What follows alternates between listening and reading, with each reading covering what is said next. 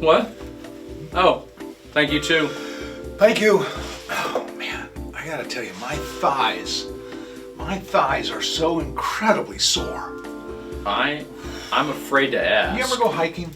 Yeah, well, all the time. Carol and I. This past weekend I went up to Camden. I went hiking at Maiden's Cliff. Yeah. Yeah, there happened to be this Ironman telethon going on. It was crazy, Dave.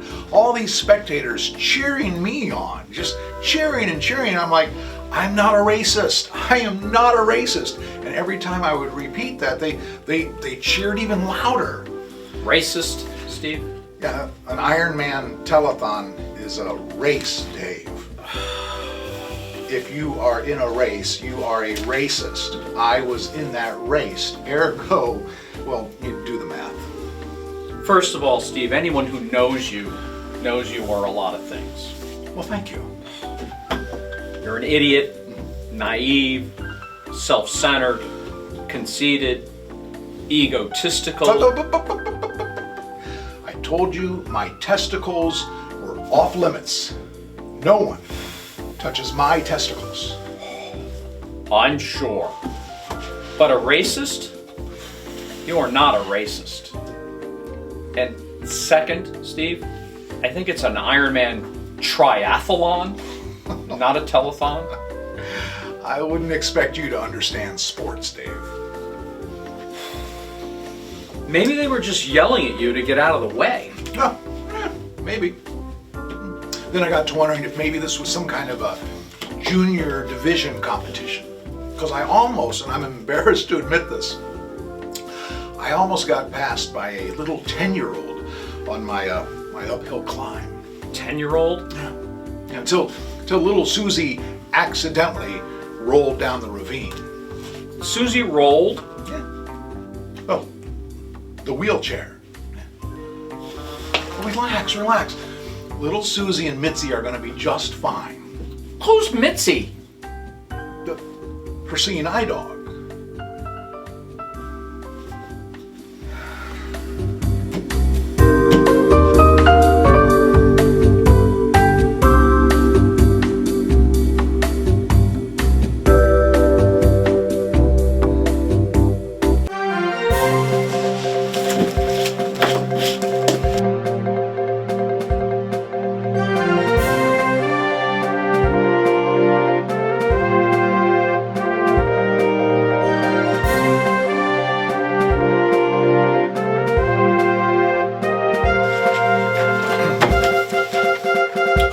Welcome to This Week in Review with the Chamber of Comedy. I'm Dave Hanwright. And I'm Steve Burnett.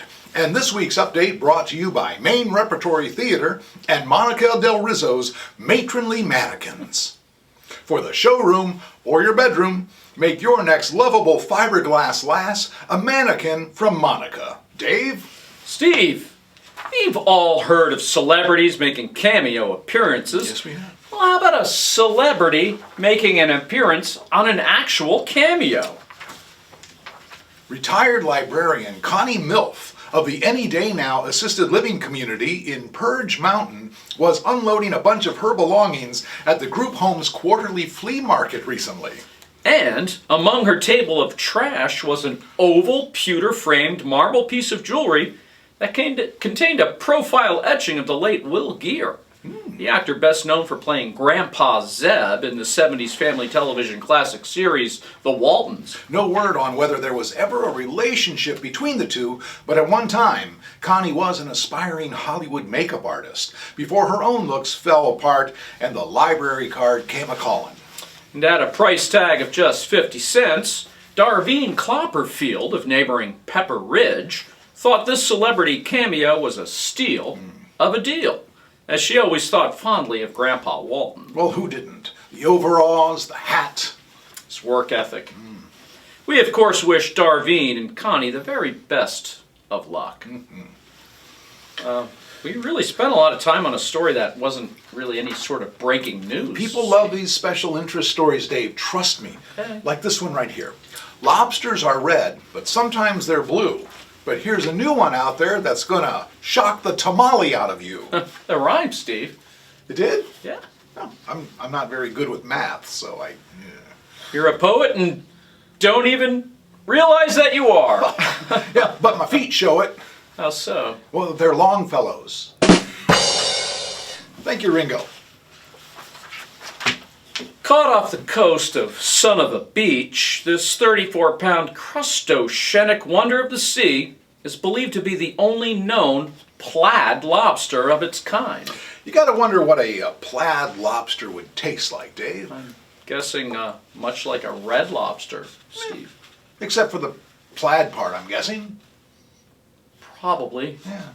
Lobster couple Tinder and Fanny Flatus hauled in this fashionably clawed creature and tells the chamber they feel blessed to have found such a precious treasure.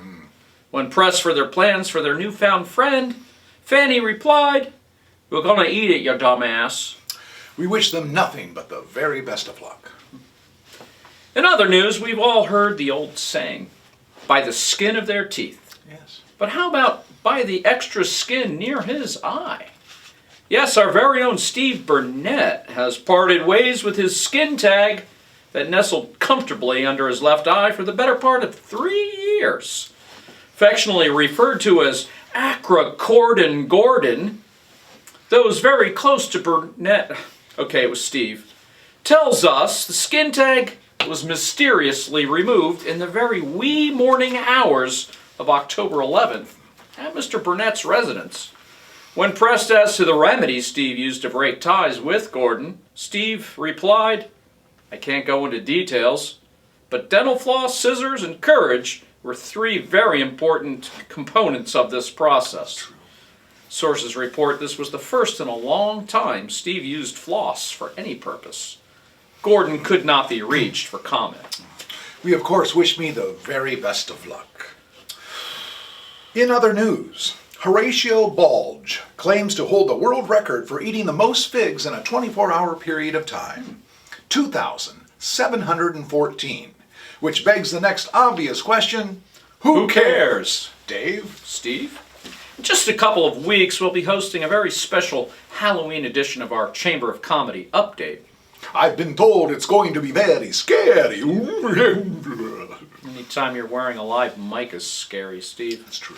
So, make sure to tune in Saturday night, October 31st. Should be a real treat.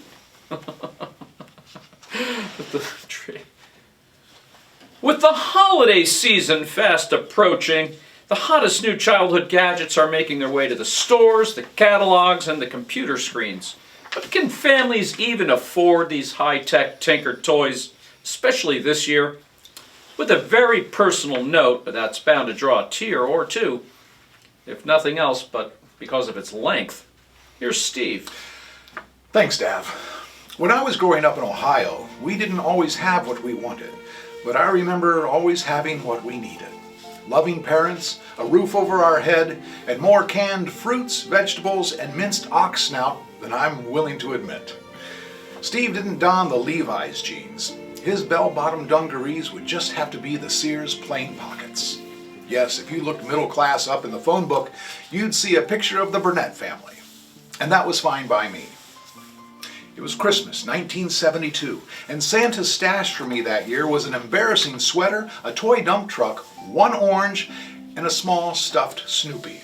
The thinnest loot for sure of any Christmas for me to that point. But that was the Christmas that knocked some sense into my young, soft, self-centered skull. I realized the effort Santa made that year, despite falling on very hard financial times because of ill health and lack of work. And it was then that I thought, Santa really needs to up his game next Christmas if he expects any cookies or carrots for the reindeer. So yes, I guess by some people's standards, we were actually poor. But we didn't care. We had each other. We created laughter. We made memories. So to me, in so many more important ways, we were very rich. And that was the kind of rich you can't raise taxes on, no matter how hard you try. Dave? Steve? I thought you were going to talk about affordable toy options for Christmas. That seemed more like just a lot of rambling and reminiscing. Is there a Some sort of message? Message? Story? No, message. I think there was a very important message in there. Somewhere. Like maybe we should limit the length of time on these monologues? Well, there's one. Well, that's this week's update. For all of us with the Chamber of Comedy, I'm Dave Hanray. And I'm Steve Burnett. Remember, when news breaks out, so do we. Thank you, and good night. Well, that went well, I thought. Yeah, I felt I was on. You were you were okay too. You're really kind. Yeah. You know, I'm surprised you didn't mention the skin tag story. Well, I don't like to talk about myself. You wrote the story, Steve. I did, and thanks for noticing. Back to what we were talking about before the update. The most disappointing part of that entire Iron Man experience. Iron. Let me count the ways, Steve. Pushing a blind 10-year-old in her wheelchair down a ravine? Coming in next to last in the race? Your chapped thighs. I never got to meet Iron Man.